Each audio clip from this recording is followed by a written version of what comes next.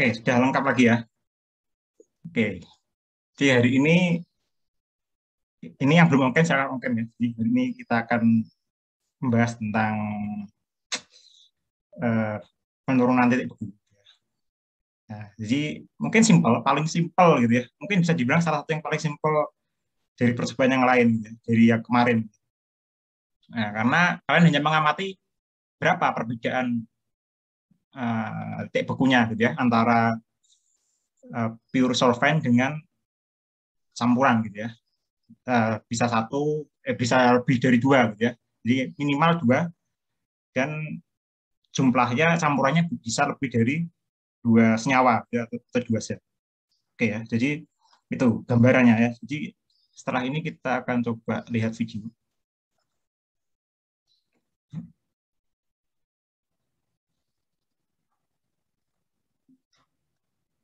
Ya, saya share screen ya. Jadi nanti tolong diamati. Kalau ada pertanyaan silahkan ditanyakan ya.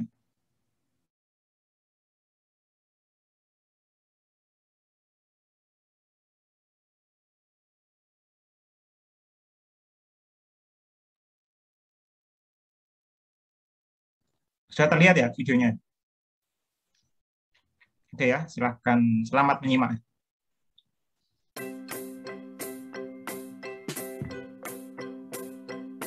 Assalamualaikum warahmatullahi wabarakatuh dan selamat siang semua. Perkenalkan, nama saya adalah Muhammad Almersan. Nama saya Dwi Nur Rafni. Di sini kami akan praktekkan percobaan praktikum kimia fisika dengan judul penurunan titik beku.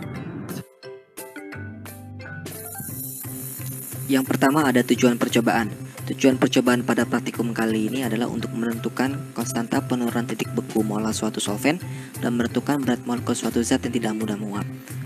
Pada percobaan ini kita akan menggunakan bahan yaitu es batu, garam, asam asetat pekat, naftalen, dan juga urea. Sedangkan alat yang digunakan adalah termostat, termometer, tabung reaksi, pipet volume, piknometer, dan juga gelas beker.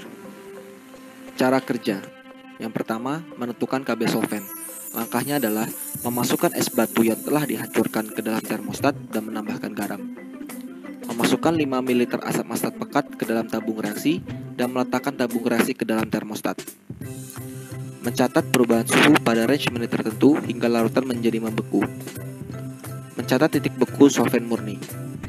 Mengulangi percobaan dengan asam cuka yang sudah ditambahkan 0,25 gram naftalen. Yang kedua, menentukan BMZX atau urea. Langkahnya adalah memasukkan 5 ml asam cuka pekat ke tabung reaksi dan menambahkan 0,25 gram urea ke dalam tabung reaksi. Memasukkan tabung reaksi ke dalam termostat dan mencatat suhu dengan range tertentu sampai larutan membeku. Mencatat titik beku larutan. Yang ketiga, menentukan densitas asam cuka pekat. Langkahnya adalah menimbang piknometer kosong, menimbang piknometer berisi aqueous, menimbang piknometer berisi asam cuka pekat.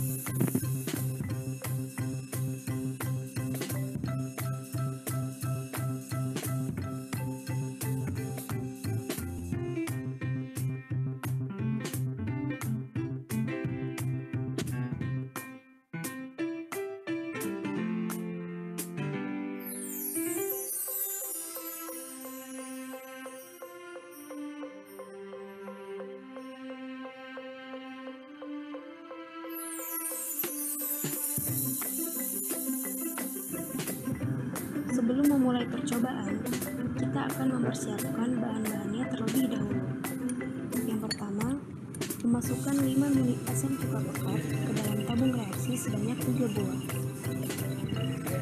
Kemudian, menimbang 0,25 gram naftalen dan urea yang nantinya akan digunakan sebagai zat terlarut pada asam cuka pekat. Setelah itu, memasukkan es batu dan garam secukupnya ke dalam termostat. Kemudian, tutup termostat dan masukkan tabung reaksi yang berisi asam cuka pekat.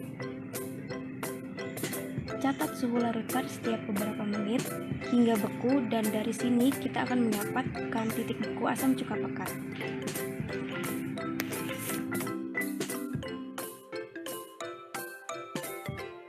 Untuk mendapatkan nilai KB solvent, kita akan mengulangi percobaan seperti yang sebelumnya. Masukkan 0,25 gram naftalen ke dalam 5 ml asam cuka pekat. Kemudian, larutan tersebut kita masukkan ke dalam termostat. Catat suhu larutan setiap beberapa menit hingga beku, dan dari sini kita akan mengetahui titik beku campuran asam cuka pekat dan naftalen. Untuk mencari berat molekul urea, kita lakukan hal yang sama, tetapi zat terlarut yang digunakan adalah 0,25 gram urea. Campuran asam cuka pekat dan urea kita masukkan ke dalam termostat, dan catat suhunya setiap beberapa menit hingga campuran menjadi beku. Selanjutnya, kita akan mencari densitas asam cuka pekat. Yang pertama, menimbang pignometer kosong dan pignometer yang berisi aqueous. Setelah itu, mengukur suhu aqueous. Yang terakhir, menimbang pignometer yang berisi asam cuka pekat. Dalam praktikum kali ini, mahasiswa akan melakukan perhitungan berupa 1. Menghitung densitas asam asetat, yang kedua, menghitung Kb suatu solvent, yang ketiga, penentuan BMZX yang dimana berupa urea.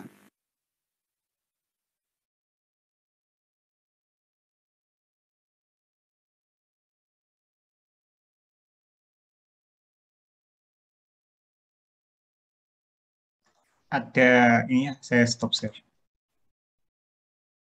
Gimana? Ada yang dibingungkan dari video tadi? Atau sudah cukup jelas video tadi?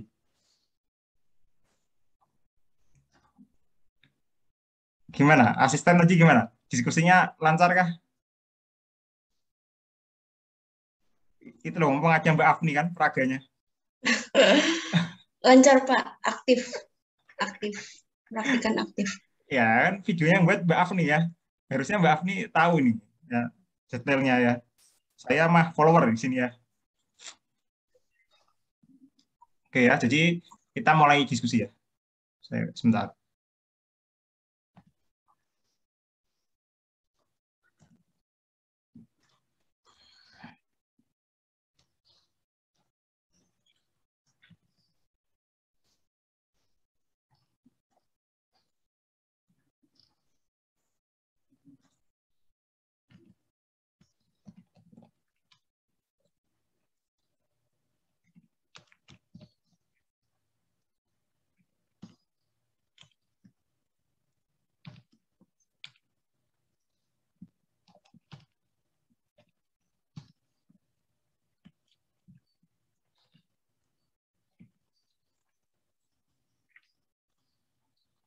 Iya, saya mau coba share screen dulu. Ini sebenarnya hanya share screen ini saya mau.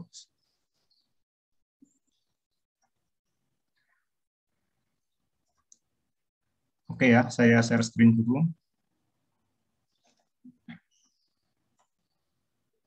Sudah terlihat ya? Sudah Pak. Oke ya, kita mulai ya.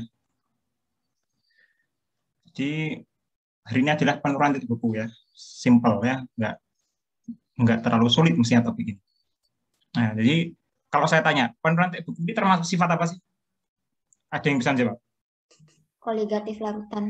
Oke ya, koligatif. Mestinya kalian juga sudah dapat di perkuliahan kimia fisik teorinya ya, mestinya ya. Oke, jadi kita flashback ya. Jadi ini saya hanya mengingatkan ya. Jadi kalian nggak perlu nulis sebenarnya mungkin karena ini sudah rumus umum gitu ya. Jadi ada molaritas, ada persen massa, ya, ada fraksi mol gitu ya. Nah ini bekal ya, bekal kalian nanti ya, harus kalian tahu ya. Terus ada molalitas, ada molaritas, ya itu ya bekal kalian. Jadi ini 4 ini paling nggak kalian hafal gitu ya. Ini bukan rumus yang sulit, bukan rumus yang baru untuk kalian. Saya yakin kalian juga sudah tahu ya. Sejak semester 1 atau bahkan mungkin SMA gitu ya. Ya ini ya, jadi ini bekal kalian ya sebelum kita nanti lebih lanjut. Oke ya. Nah tadi sudah betul ya dijawab oleh Distia. Jadi sifat koligatif larutan itu ada beberapa ya. Ada kenaikan titik Hide gitu ya. Ada penurunan titik beku, ada tekanan osmotik, nggak ada macam-macam ya. Jadi tapi yang kalian pelajari saya nggak tahu ya, meski kelihatannya di kimia fisik hanya 3 ya, secara umum ada 3 ya. Nah, hari ini kita akan meninjau tentang penurunan titik beku ya, atau freezing point depression. Ya. Jadi nanti akan ada grafik gitu ya. Mestinya kalian juga sudah kenal grafik itu, tapi Nanti saya minta kalian jelaskan.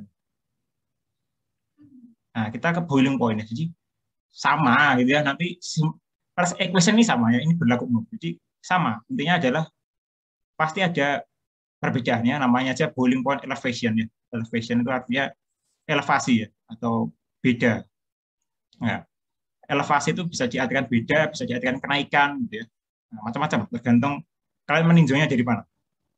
Nah, kalau ini kita sebut delta T, artinya ada perubahan suhu temperatur ya. Nah, rumusnya simpel ya, Kb dikalikan M. Nah, jadi Kb itu adalah molal konstan atau konstanta molal ya, bukan konstanta yang lain ya, satu konstanta molal. Nah, sedangkan M solid itu adalah molality atau molalitas dari solidnya ya, solid kalian apa tergantung ya. Solidnya banyak ya. Saya minta nyebutin 1000 pun bisa kalian mestinya ya. Ya, tergantung solidnya apa. Ya, sama ya. Ini freezing point. Jadi saya hanya mengulas ya. Di kimia fisik kan sudah mesti. Freezing point sama ya, hanya berbeda konstantanya. Kalau tadi adalah Kb, sekarang adalah Kf ya. Sama. Jadi satunya Kb, sekarang kita Kf ya. Nah, sama. Konstanta molar ya. Jadi itu konstanta molar, bukan konstanta molar atau konstanta mol. Ya, jadi konstantanya molar. Nah, sama molalitas dari solid. Nah, ini yang mungkin unik ya. Ya, ada yang bisa menjelaskan ini enggak? Gambar atau grafik yang saya share. Silakan yang mau menjawab.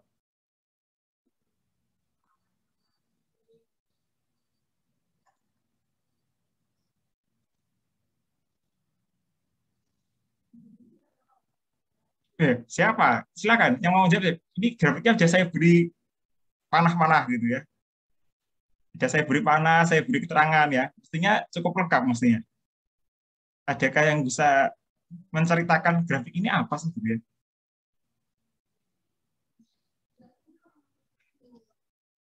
Siapa? Silakan. Silakan yang mau cerita. Saya coba ya. Saya coba tanya ke ini, Pulau Jatin. Mana? Pulau Jatin. Coba. Saya ingin tahu ini ya. Representasi atau ceritamu seperti apa tentang grafik ini? Gimana, Pulau Jati?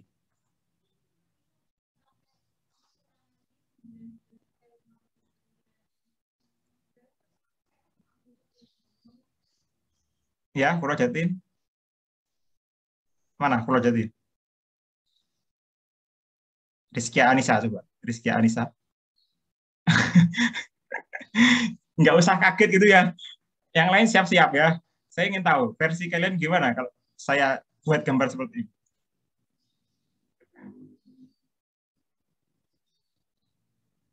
Gimana Rizky Anissa? Yang lain dulu aja, Pak. Kenapa? Yang lain dulu, Pak. Loh, yang lain dulu. Bella coba. Bella Nursifa, mana?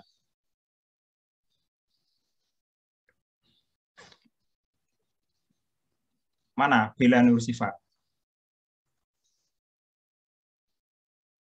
Bella. Nicholas, coba Nicholas. Yang cewek-cewek melempem gitu. Coba, Nicholas. Mana Nicholas? Ya, Pak. Ya, gimana Nicholas? Versimu?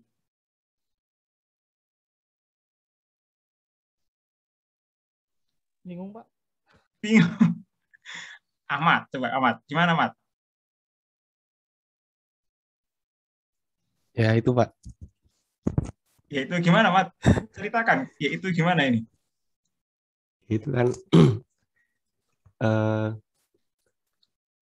apa ya?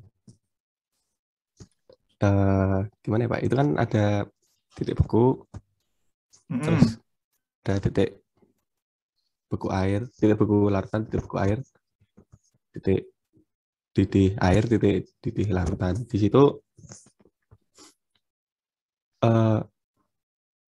gimana ya Pak? Ini kan gimana Mat? Ini penting gitu ya, karena ini basic kalian untuk paham nanti gitu ya. Jadi Ini cukup penting ya. Kalau kalian nggak tahu ini, nanti kita bolak-balik, kalian diberikan case gitu ya, itu akan sangat sulit gitu ya. Ini baru 2 ya, nanti ya mungkin bisa 3, bisa 4 pixel gitu ya. Jadi campurannya bisa lebih dari 2 gitu ya. Ini kita baru belajar 2 ya, kalian masih simpel gitu ya. Mungkin paling simpel lah gitu ya. Oke Iya, ya, Pak. ini gini ya, saya ceritakan. Kalian nanti harus ada gitu ya di laporan ya tentang grafik ini. Kalian lihat garis warna merah?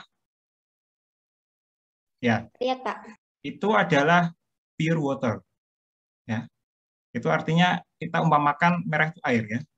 Tapi di case-nya kalian merah itu apa nanti jadi? Asam asetat. Iya, asam asetat ya. Oke ya, berarti nggak bingung ya.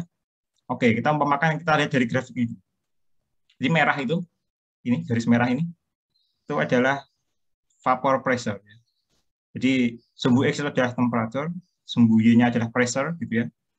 Tekanannya temperatur bisa terserah satuannya gitu ya, bisa Kelvin, bisa Celsius gitu ya.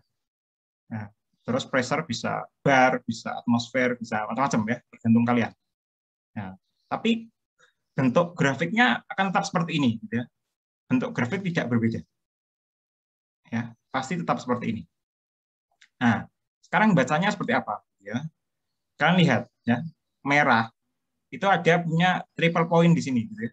Titik triple-nya di sini. Oke. Ya. Titik triple-nya biru di sini ya. Ya, oke ya. Nah, merah ini, garis lurus ini apa sih artinya kalau saya tanya dulu?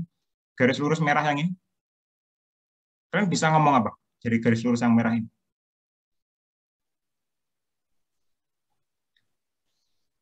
Titik beku air bukan, Pak? Titik buku air. Gimana penjelasannya titik buku air? Coba, Kristi. Di tulisan, di slide, Pak, di tulisannya freezing point of water. Oke, ya. Ini Pak, pembatas Ya, gimana? apa namanya? Yang dari cair ke padat itu, Pak. Gimana, Mas? bukan Cair padat gimana, Mas? Ya, gimana? Maksudnya merah ini gimana? Itu tuh batasannya bukan tuh, Pak? Enggak, saya tanya malah garisnya. Ini saya tanya garis merahnya, bukan ini ya, bukan space-nya ini. Tapi garisnya ini, benar-benar garis yang saya tanya.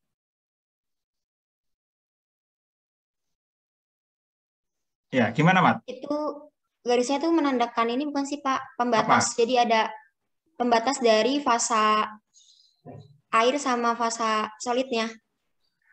Fase Sebelum air dia sama fase solid. berpindah. Oke, itu mungkin ya. Ya, itu jam mendekati gitu ya.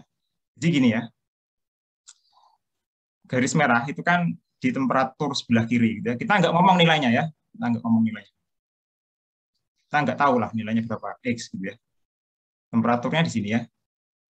Ini kan ada keterangan freezing point of water. Ini ideal ya, lurus. Nanti realitanya kalau kalian penelitian atau mungkin mencoba, ini nggak mungkin lurus gitu ya. Ingat ya. Nanti eksperimentalnya nggak mungkin lurus. Ini ideal. Saya gambarkan hanya ideal. Jadi di sini itu freezing point of water. Jadi di temperatur ini, kalau kalian tingkatkan pressure-nya gitu ya, tanpa menambah panas ya. Jadi pressure-nya kalian tingkatkan terus, nggak berubah. Gitu. Temperatur itu cenderung nggak berubah. Ya. Kalian bisa buktikan, gitu ya, air gitu ya, suhu kamar gitu ya, kalian tempatkan dalam suatu ruangan yang punya pressure gitu ya. Nah, itu pasti suhunya nggak berubah ya, cenderung nggak berubah. Kalian bisa cek. Ya. Nanti kalian bisa cek. Nah, apa caranya mengubah tekanan gitu ya? Ada yang tahu nggak simpelnya seperti apa?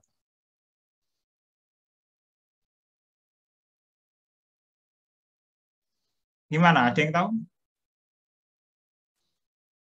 Ya, simpelnya kalau kalian punya bejana gitu ya, atau wadah gitu ya, terus kalian pressing gitu ya, wadah itu yang ada isinya mungkin liquid gitu ya.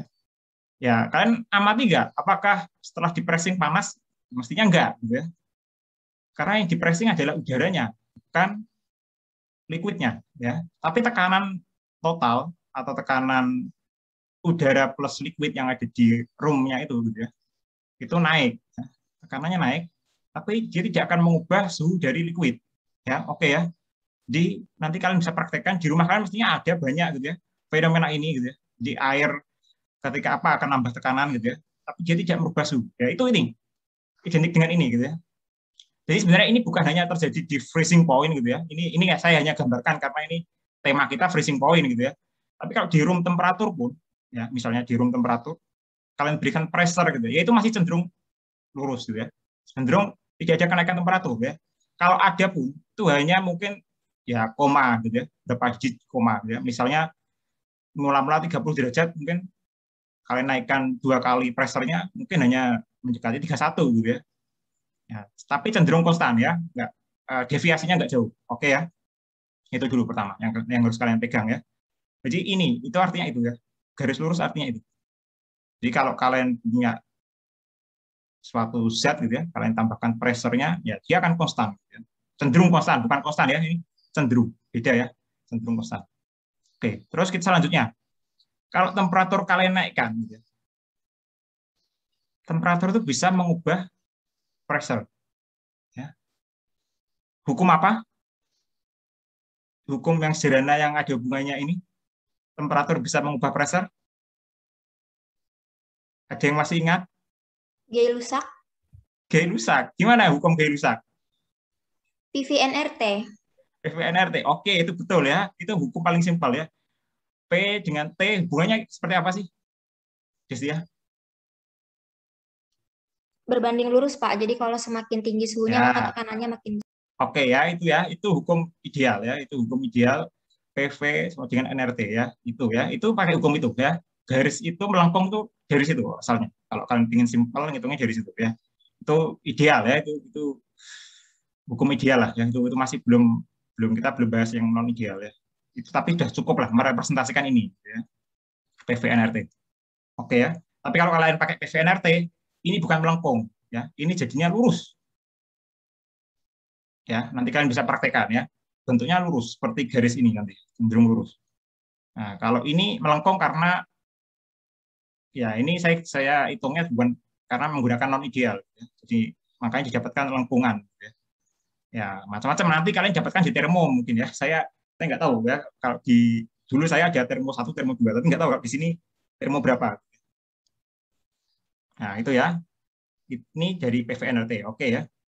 Nah, sekarang kita ke arah yang biru. Ya.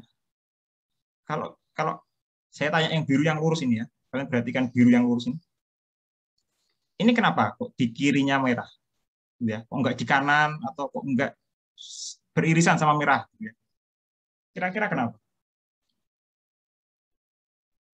Karena ini bukan Pak, titik beku dari larutan itu lebih rendah daripada titik beku air. Iya, itu betul, Mat. Tapi kenapanya, Mat? Iya, itu betul, Mat. Itu betul ya. Itu betul. Tapi kenapa? Jumlah partikelnya lebih banyak, bukan, Pak? Iya, ada hubungannya sama itu. Betul juga itu ya. Tapi gimana ngomongnya? Ya, lebih detailnya seperti apa? Ya, itu betul ya. Ada hubungannya dengan jumlah partikel.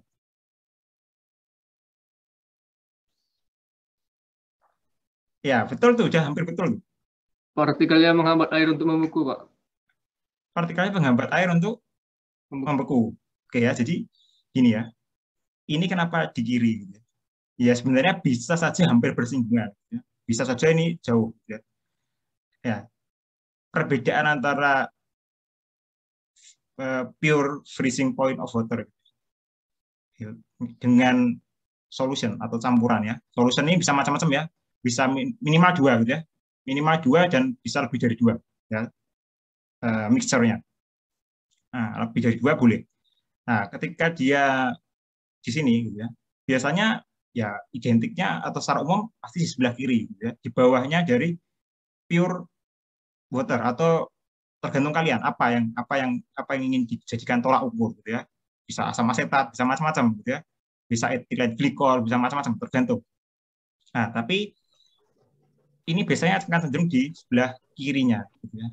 Nah, sekarang kenapa? Tadi betul ya, hampir betul ya. Karena lebih ke particle motion, ya. Pergerakan partikel. Nah, jadi kalau misalnya ini water ya, water artinya di dalam ini itu hanya ada partikel H2O ya, water. Ya, tidak ada NaCl, tidak ada mungkin NaOH dan lain-lain gitu ya. Hanya molekulnya satu macam ya, satu jenis H2O. Tapi ketika di sini ya, ketika garis biru ini mungkin sudah bercampur ya, misalnya kita tambahkan etilen glikol gitu ya. Misalnya water plus etilen glikol. Itu pasti di sini. Nah, jadi di sini akan ada dua molekul sekarang ya, molekul etilen glikol dan molekul air H2O. Ya. Ketika di sini ya, kalian berikan suhu kurang suhu itu ya, kalian lihat gitu. Itu seharusnya lebih kecil ya daripada pure waternya. Ya karena untuk menghentikan pergerakan molekul atau particle motion tadi, ya artinya kan perlu tenaga lebih gitu ya. Nah, makanya kalian lihat equation yang di atas tadi. Nah, ini ya. Itu kan delta T sama dengan KF kali M. Ya, ya untuk delta T kan berarti minus gitu ya. Nah, KF-nya kalikan M, molalitas dari solutnya, tergantung solutnya apa yang kalian gunakan ya. Kita nggak bicara satu jenis solut gitu ya. Kita bicara solut secara umum. Nah, artinya yang berubah apa dari equation ini? Kalau kalian sekarang tahu delta T-nya tuh nilainya tertentu gitu ya. Molalitas solutnya juga tertentu. Yang berubah apa? Tinggal KF kan ya. Tinggal KF ini ya, nilai KF. Jadi nilai KF ini itu tidak ada patokan ya. Tidak, maksudnya tidak ada harus sekian ya. Jadi kalian kalau membaca referensi, tolong dipahami ya. Nilai KF itu sifatnya fleksibel gitu ya. Dalam arti dia tidak satu nilai. Karena nilai KF itu dipengaruhi oleh banyak faktor, gitu ya. Faktor suhu, faktor konsentrasi dari solut kalian, macam-macam gitu ya. Nah, jadi banyak faktor, volume dari larutan kalian, ya. Nah, banyak faktor yang mempengaruhi nilai KF ini. Nah, itulah yang membuat, kalau kita kembali lagi ke sini, ya, itulah yang membuat semakin banyak molekul, jenis molekul gitu ya, semakin banyak jenis molekul, artinya akan butuh nilai KF yang cukup besar gitu ya. Ya, nilai KF-nya cukup besar. Jadi meskipun kalian hanya menambahkan katakanlah 5% atau menambahkannya 1% gitu ya, tapi tetap berpengaruh gitu ya. Karena di situ akan ada multi atau variasi dari ini ya, molekulnya ya. Itu tetap mempengaruhi ya. Karena ingat molalitas tadi berbasis apa? Kalau saya tanya molalitas apa sih basicnya? Apa molalitas? Mol, Pak. Mol dibagi gram per masa pelarut. Oke, itu ya. Jadi kalau sudah tahu itu, kalian harusnya sekarang bisa membahas gitu ya. Berarti ada yang mempengaruhi ya. Yang mempengaruhi adalah pertama ya misalnya berat molekul dari senyawa itu sendiri gitu ya. Makin banyak senyawanya artinya berat molekulnya makin bervariasi gitu. Nah, ada mungkin polimer yang besar gitu ya, lebih dari 1000 gram per mol gitu ya. Ada yang mungkin kecil-kecil, mungkin kayak NaCl gitu ya, NaOH. Nah, itu yang membedakan ya. Nah, kebalikannya ya, kebalikan dari freezing point ya atau freezing point depression gitu ya. Itu adalah boiling point ya. Nah, ini kebalikannya. Kalau di sini kebalik. Kalau di sini malah garis biru ini cenderung di atasnya atau setelah dari pure water ya. Karena kalau kalian panaskan, particle motion itu geraknya lebih cepat ya. Peluang terjadi tumbukan akan jadi lebih besar juga ya. Jadi kalau tumbukannya lebih besar, kemungkinan tumbukannya lebih besar gitu ya. Terus partikelnya juga akan berinteraksi ya. Nah, artinya suhu ini, final temperatur gitu ya, itu pasti lebih tinggi. Ya. Karena kalau satu molekul atau satu jenis molekul, ya tumbukannya mungkin H2O sama H2O gitu ya. Kemungkinan ketemunya kan gitu doang ya, H2O sama H2O. Tapi kalau misalnya di dalam ada H2O dan NaCl sama NaOH misalnya, ya kemungkinannya malah tumbukannya malah lebih ini ya, lebih intens ya. Jadi kemungkinan tumbukan malah lebih besar dan lebih intens. Artinya H2O mungkin bisa ketemu NaCl, H2O bisa ketemu sesama H2O, H2O bisa ketemu NaOH dan lain-lain gitu ya. Makin bervariasi ini ya komponen di dalam campuran kalian, mungkin bisa menyebabkan delta T ini makin tinggi. Gitu. Ya, delta TB, boiling point ini, nah, itu bisa makin tinggi.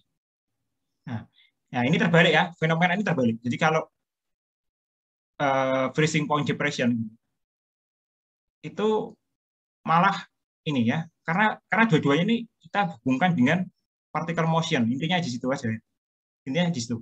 Jadi kalau untuk menghentikan pergerakan molekul sama untuk menaikkan pergerakan molekul, nah pastinya akan lebih lama kan? Kalian menghentikan satu mobil sama menghentikan 10 mobil lama mana? 10, Pak. Ya kayak gitu ya, logikanya 10 mobil lebih berat kalian hentikan secara langsung, gitu ya. Kalau kalian Avenger misalnya, gitu ya, atau kalian Spider-Man, gitu ya.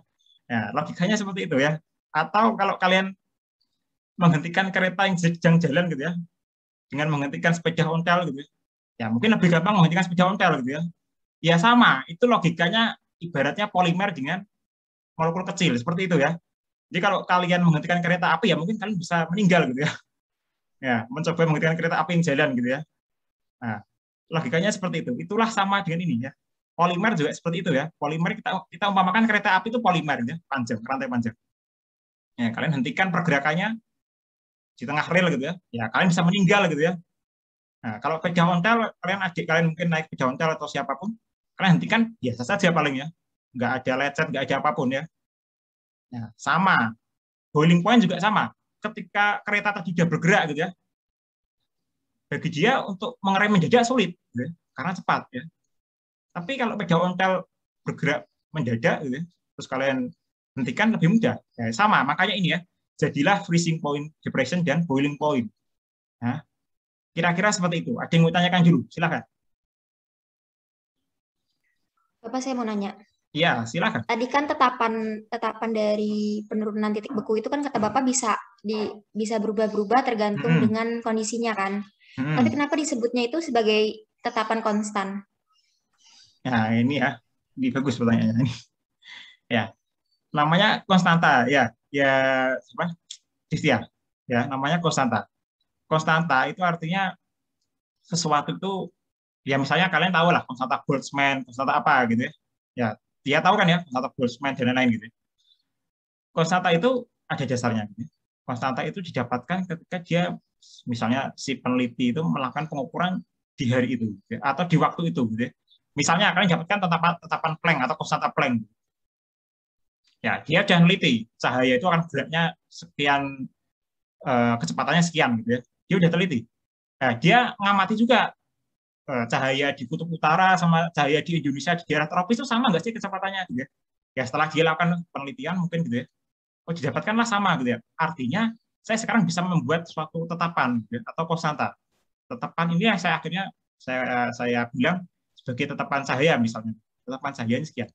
Nah, sekarang tadi saya katakan konstanta molar ini fleksibel sifatnya gitu ya, bisa berubah. Kenapa kok fleksibel gitu ya? Karena tadi saya sudah katakan di sini tergantung. Misalnya gini, apakah sama? Misalnya solutnya sama ya. Misalkan solutnya sama, sama-sama anggap aja solutnya NaCl ya. Misal solutnya NaCl. Sekarang kalau solventnya itu di air dengan solventnya di misalnya etilen glikol ya atau yang lain, apakah sama kira-kira Kristi? Beda, Pak. Gimana Kristi? Tadi gimana Pak pertanyaannya? Ya, saya misalnya sama-sama punya ini ya, punya NaCl gitu. Saya larutkan NaCl satunya di air atau aqueous gitu ya. Yang satunya NaCl ini saya larutkan di misalnya di NaOH, gitu ya, larutan NaOH. Nah, kira-kira sama nggak sih larutan satunya saya larutkan di aqueous dengan saya larutkan di NaOH? Beda dong, Pak. Beda ya, beda kan? Ya karena beda itulah ya. Artinya KF itu ada KF di air, ada KF di NaOH, mungkin ada KF di etilen glikol, ada KF. Nah, karena itu yang nggak bisa kamu tentukan. Makanya kalau kalian cari buku, textbook ataupun apapun gitu ya, itu pasti dia akan selalu bilang KF ini untuk pasti ada ini ya, ada semacam restriknya ya. Jadi KF untuk suhu ini, pelarutnya ini, konsentrasinya sekian. Pasti ada itu informasi itu ya. Pasti ada konsentrasi dari larutannya sekian, normal atau molar gitu ya. Terus suhunya kita penelitian sekian, KF-nya sekian. Itu ada kalau itu ya. Nah, itu KF-nya dari situ ya. Jadi kalau itu kalian bisa pakai. Tapi selama itu nggak kalian tahu, gitu ya, kalian harus hitung dulu KF-nya berapa. Makanya di praktikum kita hari ini kalian diminta hitung KF gitu ya. Kita misalkan kalian nggak tahu risikonya gitu ya. Ya, karena banyak faktor yang mempengaruhi KF ya. Ya dari makanya tadi saya katakan pasti kalau kalian cari literatur pasti nanti akan diberitahu volumenya berapa, pasti akan diberitahu konsentrasinya berapa gitu ya, akan diberitahu suhu operasinya berapa mungkin gitu ya. Nah, makanya mungkin jadi kalau misalnya sama-sama NaCl tadi misalnya sama-sama larutannya NaOH, dilarutkan di NaOH, mungkin kalian akan baca textbook satu dengan yang lain menemukan KF-nya beda nilai. Ya mungkin bisa satunya mungkin 2 kali lipat dari textbook yang satunya, atau mungkin setengah kali lipat gitu ya. Ya bisa jadi itu betul semua gitu ya, asalkan dia mencantumkan informasi ini ya, didapatkannya pada kondisi apa sih. Nah, tapi kenapa tetapan yang lain seperti tetapan Planck, Boltzmann dan lain-lain itu kok nggak divariasi gitu ya? Ya karena itu sudah universal sifatnya. Ya kalau ini nggak universal, oke ya. Jadi ini bukan universal, ini sifatnya tentatif, kondisional. Gitu. Jadi dia mengikuti kondisi, tidak sifatnya dinamis ya, tidak statis. Gitu. Ya, kira-kira itu Destia. Jadi pertanyaannya bagus gitu ya. Karena itu Destia penjelasannya. Jadi nanti tolong dijelaskan gitu ya di laporan kalian. Kenapa KF? Dan berikan nilai KF menurut referensi. Jadi nanti kan kalian hitung KF ya. Nah, saya minta kalian cari dari referensi gitu ya. KF-nya berapa sih? Nah, harusnya berapa di KF-nya? Gitu ya. Nanti tolong dicari. Nggak perlu cari errornya berapa persen. Karena pasti nggak bisa gitu ya, karena mungkin nggak cocok gitu ya. Cuma tugas tambahan kalian adalah mencari nilai KF-nya berapa.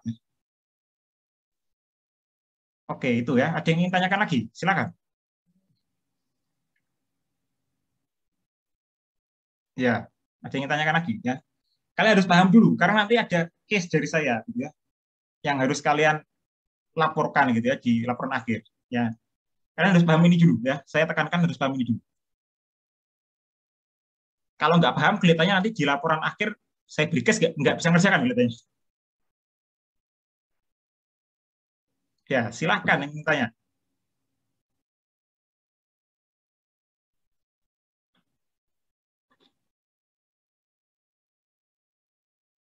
Ya, silahkan. Saya beri kesempatan ya. Makanya tadi di awal saya beri clue ini dulu untuk reminder kalian. Saya beri clue ini dulu. Karena ini penting ya. Equation ini kelihatannya simpel, tapi ini bekal kalian. Nah, ini bekal kalian, equation ini. Ya, ini penting ya. Jadi ini harusnya udah hafal dari SMA mungkin ya. Mungkin yang ada tambahan hanya ini aja, mungkin fraksi gitu. Fraksi mol gitu ya, yang mungkin cukup baru gitu ya. Tapi kan ya rumusnya simpel. Ya, ingat kalau saya tanya fraksi mol, nilainya berapa? Ada yang bisa jawab? Kalau saya tanya fraksi, itu nilainya berapa sih? 1. 1. Yang lain?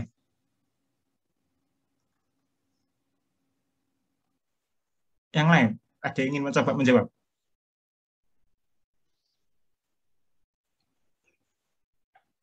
Berapa nilai dari fraksi mol?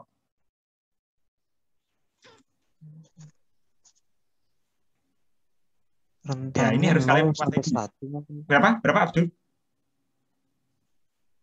Dengan rentang 0 sampai 1, Pak. Ya, itu ya jawabannya.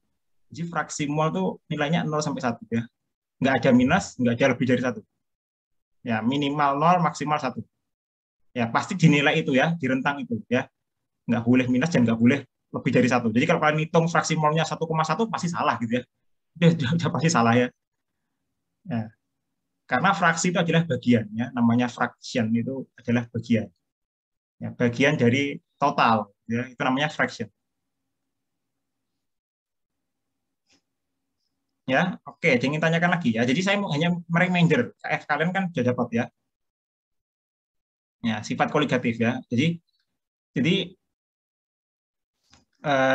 boiling point elevation sama freezing point depression itu memang berhubungan ya. Hubungannya tadi kalau kita gambarkan sebagai kurva ya tadi kurva triple gitu ya. Itu bentuknya seperti itu. Ya, jadi sebenarnya kalau tadi Ahmad bilang itu ada hubungannya dengan dengan apa? Dengan perubahan fasa gitu ya. Ya mungkin belum tepat juga ya karena bisa jadi fasanya nggak berubah, Mat. Ya, bisa jadi fasanya belum berubah. Ya. Karena mungkin bisa jadi di sini di pas boiling point ya mungkin fasanya masih liquid gitu ya, tapi baru mau menjadi uap gitu ya atau gas gitu ya. Jadi sebenarnya fasanya mungkin ya belum berubah juga.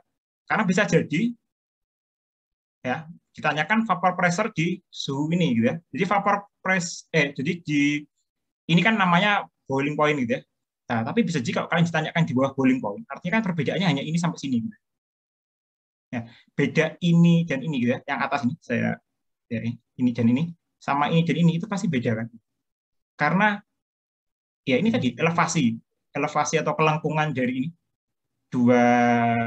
dari mixer and pure water ini itu beda ya. Tergantung nanti mixernya apa, pure solventnya apa gitu ya. Jadi tergantung kalian. Ya, bisa jadi ini nempel ya, saya beri clue juga gitu ya.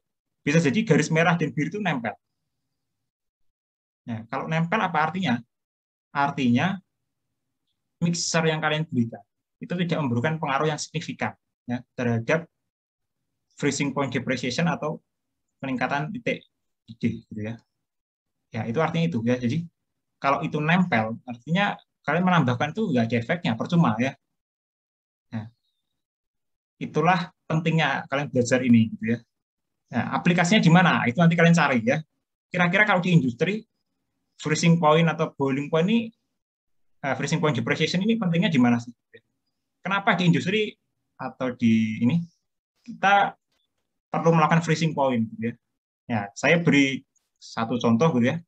Freezing point depreciation ini aplikasinya untuk kristalisasi. Ya, kalian tahu gula? Ya, kristal gula itu ya.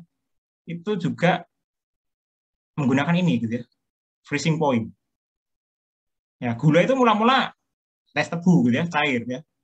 Ketika menjadi kristal itu ada proses nukleasi. Gitu. Ya, tergantung ya, proses untuk gula banyak ya, jadi bukan hanya satu itu ya, tapi salah satunya bisa untuk itu gitu ya. Jadi itu ada proses namanya nukleasi. Jadi nukleasi salah satunya membutuhkan atau dengan metode cooling ya, metode cooling. Nah, kalau kalian menggunakan metode cooling harusnya terbentuk kristal. Ya, kristal gula itu bagus ya. Kristal gulanya karena proses nukleasinya terjadi sempurna, mungkin yang mendekati sempurna. Itu salah satu contohnya ya. Jadi gula yang kalian dapatkan itu. Nah, kalau boiling point, ya contohnya kristal garam gitu ya. Kalian tahu membuat kristal garam kan? Ya, itu apa kan? Dijemur kan ya. Nah, dijemur untuk ini. Airnya kan pasti nguap duluan ya, hilang duluan ya. Baru nanti terakhir adalah kristalnya tersisa ya. Makin lama makin pekat gitu ya. Nah, kalau kalian ukur suhunya, gitu ya, suhunya harusnya makin tinggi, suhu di liquidnya itu, dengan makin pekat atau salinitasnya makin tinggi, gitu ya. Jadi ada hubungan antara salinitas, suhu, gitu ya. Nah, kalian bisa cek harusnya kalau kalian mungkin iseng-iseng di rumah, gitu ya, buat garam, gitu ya, atau larutan garam, gitu ya. Ya, kalian bisa cek makin sedikit larutannya, kira-kira suhunya gimana? Ya, ada kenaikan nggak, gitu ya. Nah, kira-kira kalau kalian iseng bisa seperti itu ya. Kemarin saya tanya, NaCl titik J-nya berapa sih? Coba. Kemarin udah sempat nyari kan? Berapa NaCl?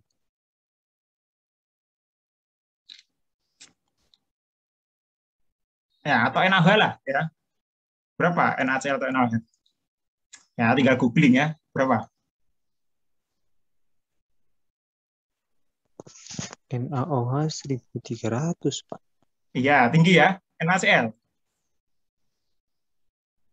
800. Ya, 800 ya kan. Kalian lihat, boiling point-nya setinggi itu gitu ya. Itu kalau dia bentuknya solid gitu ya. Itu bentuknya solid. Yang kalian cari itu solid. Coba cari liquid atau solutionnya gitu ya. Berapa solution? Ya pasti kurang dari itu ya. Tapi deviasi ini atau delta TB-nya itu tetap jauh gitu ya. Ya, paham ya? Delta TB-nya akan jauh. Ya, jadi kalau makanya itulah kalau kalian membuat garam, itu airnya hilang duluan, gitu ya, membentuk vapor dulu ya, atau ya baru garamnya tersisa ya, nggak mungkin garamnya hilang duluan ya, ya nggak mungkin garamnya hilang duluan baru airnya tiba-tiba. Nah, makanya nggak mungkin garam itu kita bisa air garam itu bisa kita konsumsi gitu ya, karena dengan kalian panasin itu nggak mungkin, yang tersisa malah garamnya. Nah itu ya, makanya perlu osmosis tadi, koligatif yang ketiga tadi ya.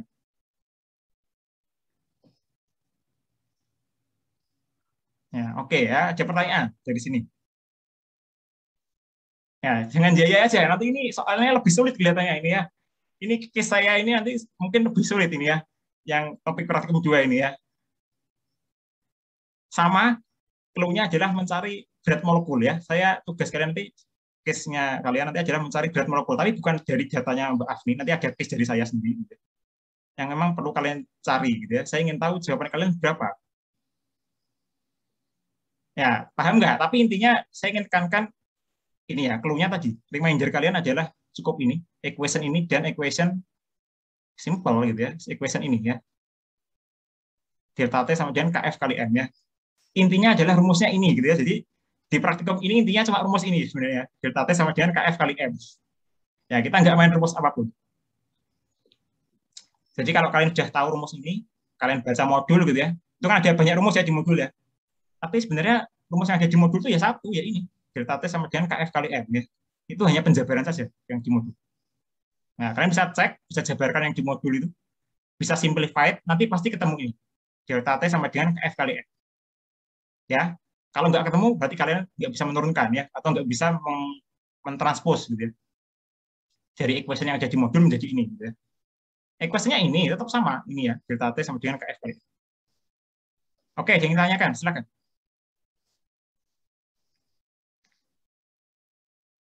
Ya, sebelum kalian bingung nanti.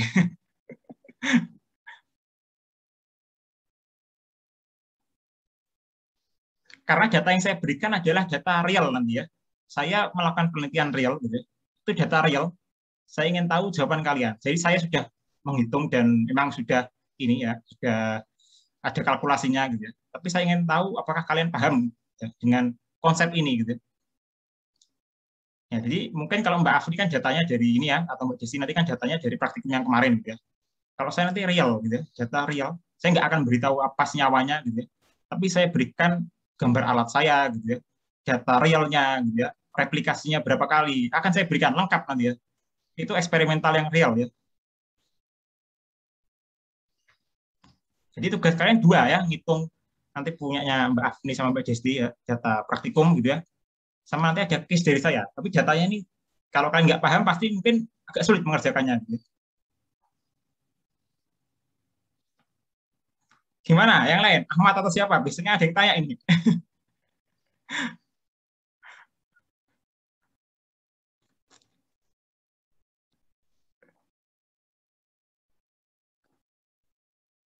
Ya, ingat, jadi di freezing point, di sifat koligatif itu ingat ya, keywordnya adalah kita tidak melihat senyawa, kita tidak perlu tahu itu senyawa apa, ya ingat ya, karena di koligatif itu intinya ya, kita hanya lihat konsentrasi, kita hanya lihat sifatnya hanya fisik ya, sifatnya hanya fisik, jadi kita nggak penting chemicalnya, ya. Sifatnya fisik kalau koligatif itu ya, keywordnya itu ya, saya tekankan keywordnya itu, jadi kalian nggak penting sebenarnya ini senyawanya apa ya, nggak penting sebenarnya ya.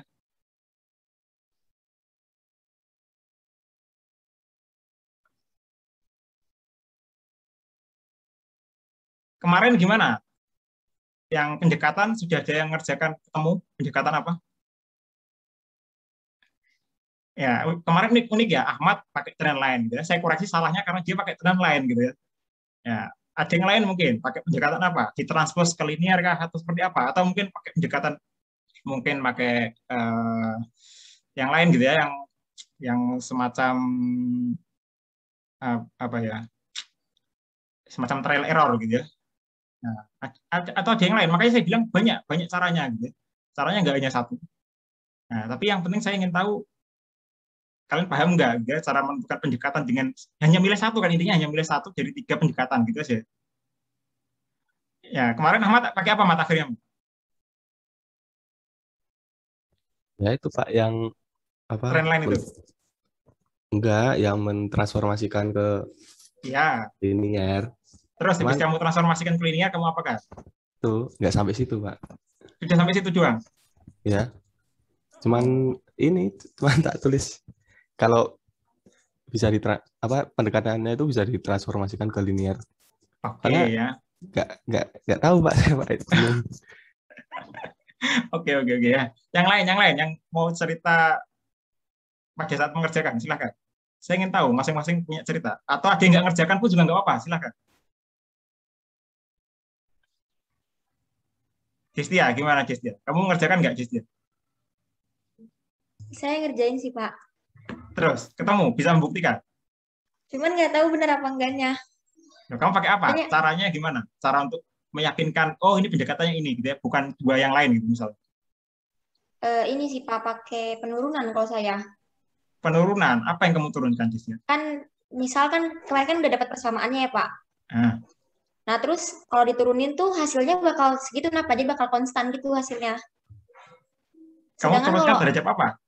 Dari yang itu, yang persamaan Y sama dengan namanya diferensiasi itu kan kamu pasti turunkan derajat satu suku gitu kan. Pertama pasti satu suku dulu ya, suku apapun gitu ya, suhu temperatur kah apa. Kamu turunkan derajat apa dulu sukunya?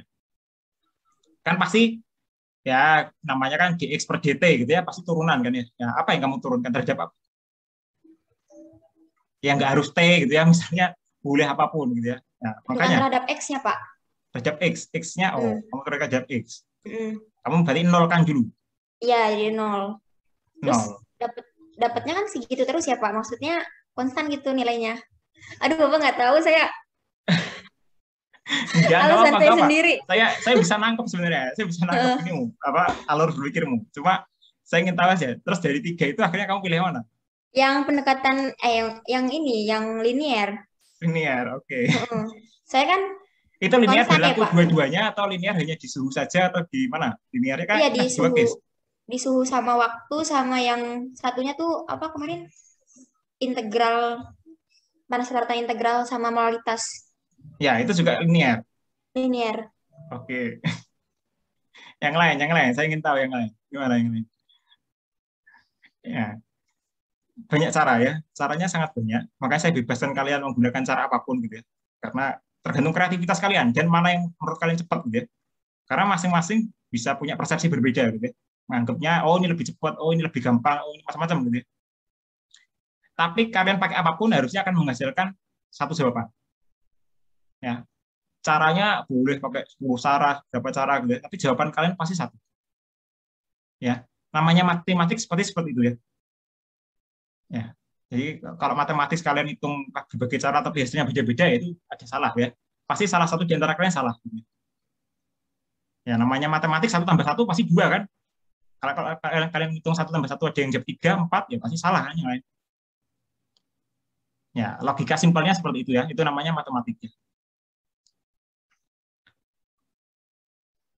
Oke ya, itu ya gambarannya. Ada yang ingin tanyakan nggak untuk praktikum kita hari ini ya?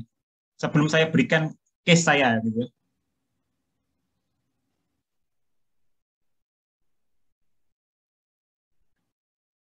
Ya, case saya simpel nanti ya. Tapi kalian perlu mengotak-atik nanti ya. Ya, sudah ya. Kalau sudah, saya coba ke case ya. Case-nya saya akan ceritakan sedikit. Nah, ini sudah terlihat ya. Nah ini ya, ini case kalian. Tolong di screenshot, terserah kalian ya. Ini data real ya. Ini data real praktikum yang akan kalian gunakan gitu ya. Jadi kita penelitian gitu ya. Ini alatnya, desain alatnya. Ini ada coolant. Coolant ini bisa dari es batu, bisa dari ethylene glycol yang didinginkan gitu ya, dengan adanya kontrol temperatur kontrol gitu ya. Nah, terus di sini ada larutan. Nah, di dalam tabung gitu ya. Ini tabung tertutup gitu ya. Jadi ini tabungnya gimana bunyinya? Jadi ini tabungnya ada udara, space udara gitu ya. Di dalamnya ada tabung lagi. Jadi tabungnya seperti berlapis. Gitu. Tabung ini seperti berlapis.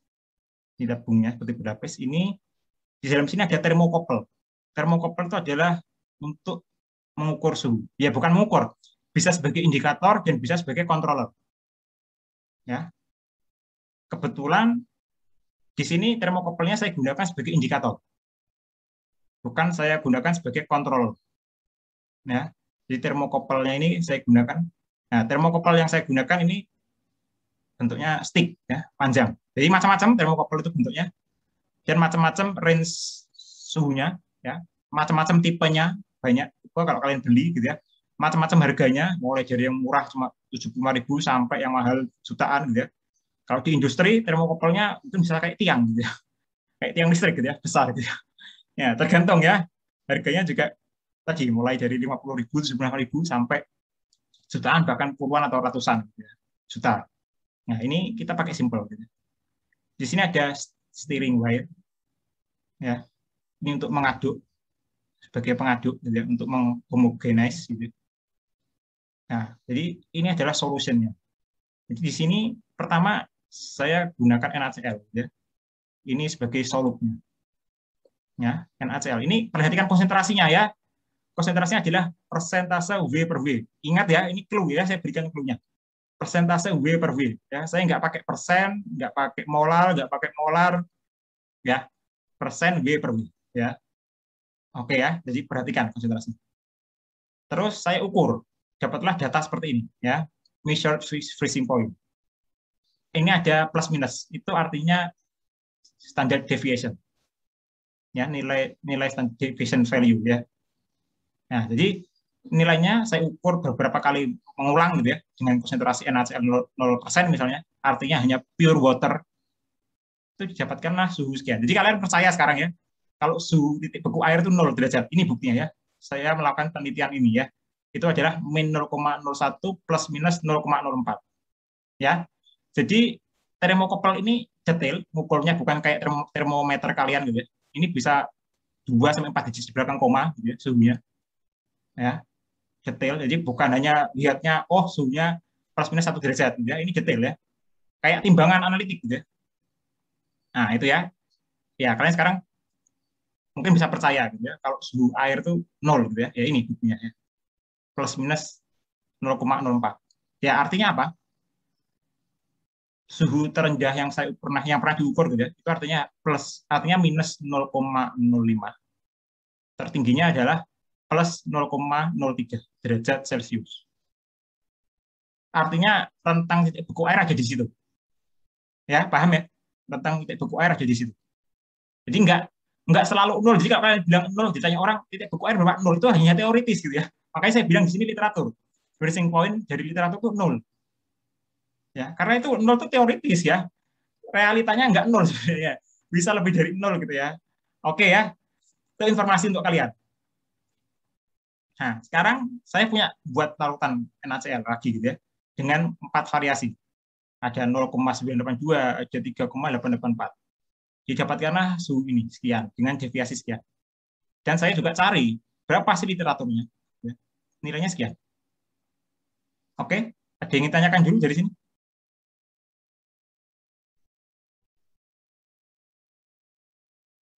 Nggak ada ya? Oke, udah paham ya? Jadi alatnya cukup simpel gitu ya.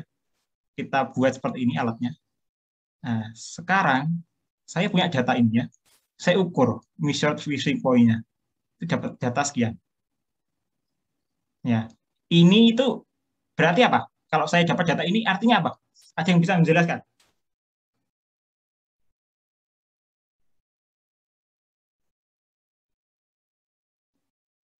Apa artinya itu? Ya, Abdul, Roman, atau siapa? Sama kayak tadi, pakai rentang titik beku dari solusinya itu. Gimana? Rentang apa? Rentang titik beku? Iya, dari si solution X ini mungkin, Pak. Oke, ya enggak. Saya bukan tanya itu ya. Nanti yang lain, yang mau menjawab atau mau ini punya jawaban lain. Ya, bukan itu ya, bukan. Silakan. Ya, saya ingin tahu apakah kalian menangkap gitu ya dengan data ini. Ya, coba yang lain, silakan.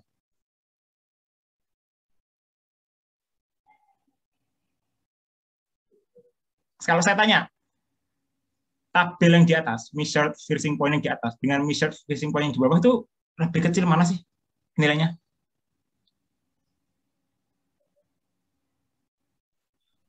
Yang di atas. Lebih kecil yang di atas. Yang lain, betul yang di atas lebih kecil? Yang di bawah, Pak.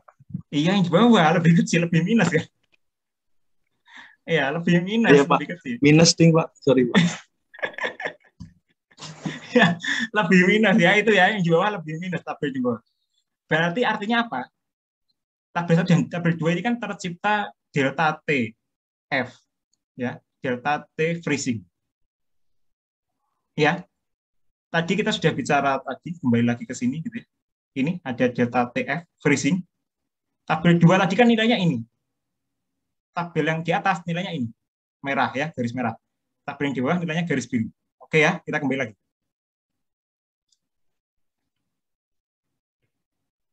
Ya, nilainya itu ya. Sebentar. Ya, nilainya kira-kira seperti itu ya. Tabel yang di bawah nilainya lebih kecil ya. Berarti kan bisa mengasum atau bisa punya asumsi apa? Lihat setelah lihat tadi grafik tadi dengan lihat data ini bawah lebih kecil daripada tabel yang atas. Ada yang mau apa? Punya asumsi atau anggapan apa gitu? Itu bukan sih Pak, kan tadi Bapak bilang ada perbedaan antara yang atas sama yang bawah kan. Berarti kan nanti ketemu delta T-nya kan, penurunan titik bekunya. Nah, itu sudah diketahui dari NaCl, W per W-nya, dari molalnya. Nanti tinggal dihitung sih Pak. Tinggal dihitung apanya, Des ya? Dihitung apa? Itu disuruh nyari itu kan berat molekulnya. Iya, berat molekul. Iya, itu tujuan akhirnya nyari berat molekul, tapi bukan itu. Bukan itu dulu yang saya maksud. Dari sini kalian bisa mengartikan apa sih? Ya. KF-nya. Ya, bukan, masih kurang tepat. Jadi gini ya. Kan di sini ada beda kan ya antara measured freezing point dan yang atas dengan yang bawah gitu ya. Itu kan tercipta delta TF gitu ya. Nah, tercipta yang delta TF itu mengindikasikan apa sih? Berarti mengindikasikan kalau yang di bawah ini itu bukan hanya NaCl. Berarti udah campuran ya. Ya bisa NaCl dengan senyawa X tadi yang seperti yang ini saya tanyakan gitu ya, kompon X. NaCl bisa dengan XYZ gitu ya. NaCl dengan ABCD gitu ya. Nah, itu maksud saya itu ya. Jadi artinya seperti itu ya. Jadi kalau kalian lihat nilai ini berbeda, itu artinya ya ini bukan pure NaCl lagi. Ini adalah pasti mixer gitu ya. Pasti campuran. Entah itu 2, 3, kita nggak perlu lihat ya, karena ini koligatif ya. Kalian nggak perlu tahu juga apa gitu ya, karena ini koligatif. Nah, setelah lihat ini, kalian juga punya data yang bawah ini gitu ya. Kalian kan saya minta ngitung MR-nya. Kira-kira MR-nya dapat berapa sih? Maksudnya dapat berapa nilai? Ya, saya tanyakan dapat berapa nilai? 1 nilai, 2 nilai, atau berapa sih?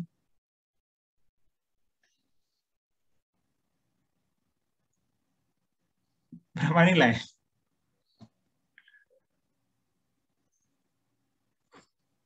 Ayo, berarti ini belum paham kalian nih kelihatannya. Ayo, berapa? 5. 5, betul Destia ya. 5 nilai. Berarti kalian akan dapatkan, akan diminta memprediksikan 5 nilai. MR-nya dari senyawa X itu berapa? Ya. Itu tugas kalian ya. 5 ini berarti saya akan di laporan kalian akan ada 5 jawaban MR gitu. Berapa MR-nya? Ya. Itu ya. Ya, saya terserah kalian. Kalian mau menghitungnya mulai dari mana gitu ya. Cara apapun juga boleh gitu ya. Ya, boleh KF kali M terserah atau mungkin ada cara lain yang kalian tahu gitu ya. Ya, intinya kalian akan dapatkan 5 MR gitu ya. Ya. Kira-kira sama nggak MR-nya? Saya tanya.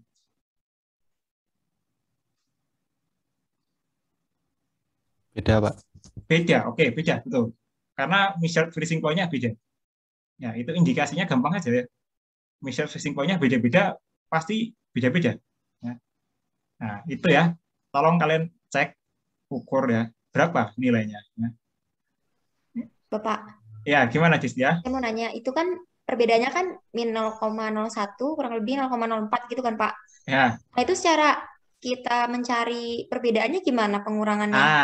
Karena ini standar deviasi, kalian pakainya yang sini aja, yang min 0,01, min 0,5, min 1,3. Jadi plus minusnya kalian bisa hilangin dulu. Ya, plus minus itu adalah standard deviation value. Jadi ini tuh artinya min atau average plus minus standard deviation value. Artinya itu sebenarnya. Jadi yang atas yang ini 0,01, 0,5, 1,3 itu adalah min atau or average gitu ya. Jadi kalian pakai min or average value aja. Ya, nggak usah pakai yang belakang, yang standard deviation value. Itu diabaikan nggak apa-apa. Ya, abaikan dulu. Nah, ini real ya, ini data real dan insya Allah akurat gitu ya, karena kita menggunakan alat yang sudah ya standar gitu ya, ada termokopel dan lain gitu ya. Jadi kalian ngamatinya bukan menggunakan termometer gitu ya. Oh, -1, -2, -3 gitu ya. Ini sangat detail gitu ya. Dan kita membuat larutan NaCl juga cukup detail gitu ya. 3 digit di belakang koma. Ya, ingat konsentrasinya adalah persentase. Tadi sudah saya ingatkan ya, W per W. Ya. Jadi konsentrasi itu bisa banyak ya, W per V, V per V, W per W, bisa dalam bentuk molar, molal gitu ya. Nah, ini tapi saya memilih menggunakan W per W ya. Ya, artinya asumsi kalian terserah sekarang ya, bisa menggunakan seperti apa ya. Saya ingin tahu ini kalian gaya imajinasi kalian ya. Liar atau enggak ya? Ya, saya ingin tahu sebenarnya kalian bisa berpikir liar atau tidak ya. Oke, ya, itu ya case dari saya. Untuk kemarin ingin tanyakan. Nah, case-nya cukup satu aja ya.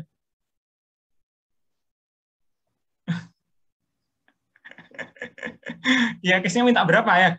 Kalau minta lagi nggak apa-apa juga sebenarnya. Satu aja Pak, cukup Pak. Oke ya.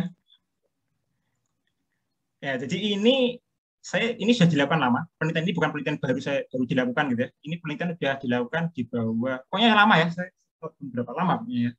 Ini bukan hal yang baru. Ya, kita ingin ngecek sih NaCl itu berapa. Gitu ya. Kita ingin belajar. Jadi kita nggak berharap dari literatur saja. Ya.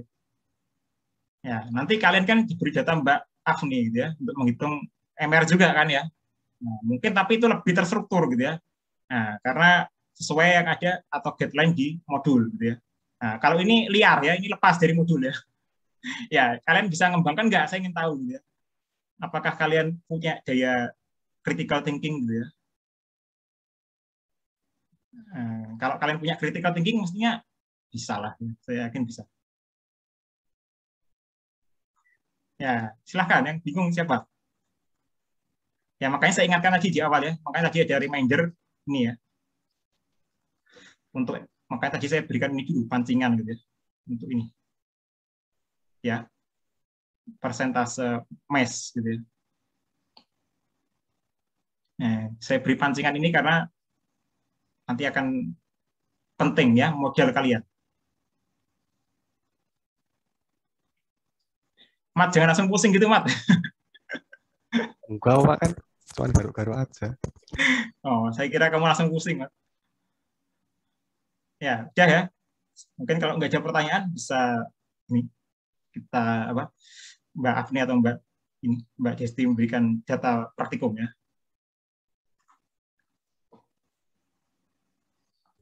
Oke, Pak, izin share screen, Pak. Ya, silahkan.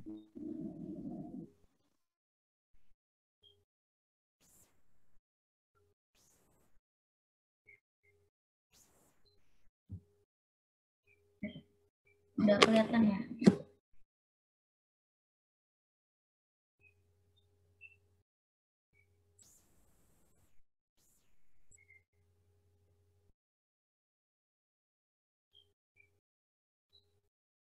Mungkin bisa di screenshot.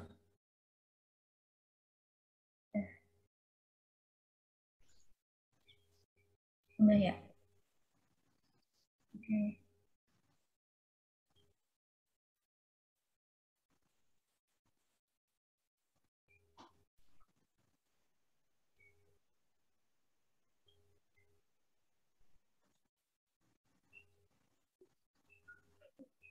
Udah ya.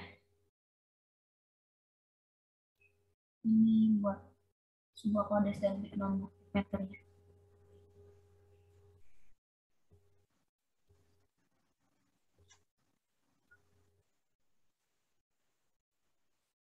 Bisa lah ya. Nggak ada kesulitan kan ya kalau ini ya. Mestinya tinggal kalian ngikuti rumus. Bisa Ya. mestinya.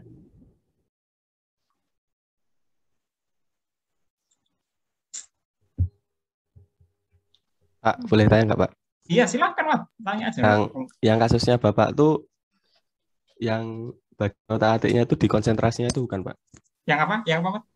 Yang perlu di apa ya? Ya itu kata Bapak di otak atiknya itu loh, di bagian konsentrasinya. Iya Mas, makanya tadi saya break dulu, saya tekankan konsentrasi itu kalian perhatikan ya, persentasenya apa, W per W punya saya. Jadi kalau konsentrasi kan bisa molal gitu ya, tapi saya nggak pakai molal.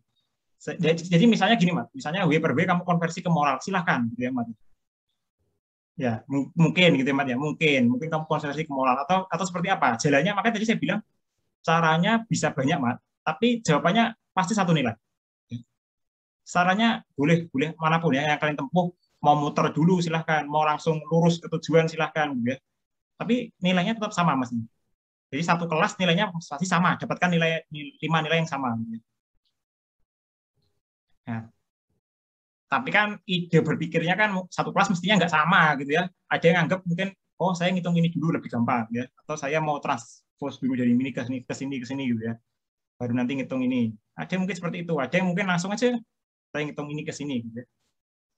Nah, makanya nggak apa-apa Mat, terserah Mat. Kalau saya nggak ada kewajiban kalian mau seperti apa, mana yang mau kalian otak-atik, mana yang kalian misalkan gitu ya. Karena ya bisa jadi nanti kalian akan pakai permisalan mungkin gitu ya. Tapi kelihatannya nggak sampai segitu ya. Maksudnya nggak perlu permisalan, mestinya cukup itu data. Makanya saya berikan senyawa X itu karena saya nggak ingin kalian tahu itu senyawa apa gitu ya. Karena kalau kalian tahu itu senyawa apa, pasti kalian mindset kalian adalah ngitung BM-nya. Maksudnya BM-nya pasti kalian nebaknya segitu gitu ya. Ya, saya nggak ingin itu ya. Karena ini sifat koligatif. Jadi sebenarnya kalian nggak perlu tahu itu senyawa apa gitu ya. Jadi sebenarnya ada itu senyawa tertentu gitu ya. Nah, saya ingin tahu apakah kalian bisa mendeteksi itu termasuk polimer kah, monomer kah, atau senyawa apa gitu ya. Dari kalian ngitung sebenarnya kalian bisa menebak sebenarnya itu senyawa apa gitu ya. Nanti akan unik jawaban 5 itu kalau kalian collecting gitu ya. Nanti kalian akan bisa menebak harusnya. Itu senyawa apa kira-kira? Ya maksudnya kalau kalian tertarik gitu ya. Itu senyawa apa sih 5 itu gitu ya. Itu satu senyawa ya. Saya tekankan 5 nilai itu nanti akan ketemu satu senyawa. Ya 5 BM itu nanti akan ketemu satu senyawa.